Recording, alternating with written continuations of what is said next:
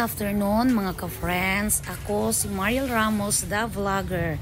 Naanapod ko mga ka-friends. Dili tanang higayon mga ka-friends na mag-focus lang ta sa atong negosyo. Usahay magpa-wapag-wapap ka. Karon diri nagpalimpyo ko kuko, nagpa-revan ko og akong hair, nagpa-piluka ko kay relax adta kay dili tanang panahon nga pabasagdahan nato atong kaugalingon.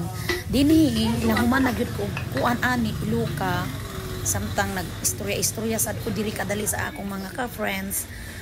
Unya ila pa daw tuwaso na akong buhok, i-blower pa daw niya. Diri mao na gyud ni ang result. Igwapa na gyud ko diri mga ka-friends. Kana kaya kamo mga mamsi kinahanglan gyud nato na mag-relax ta samtang buhi pa tao samtang dili sa nato pabayaan atong sarili kay maura ni ang atong ano sa ato regalo sa atong self no na dili ta magpalusyon lang para dili ta biyan sa atong bana char joke lang to maura na bye.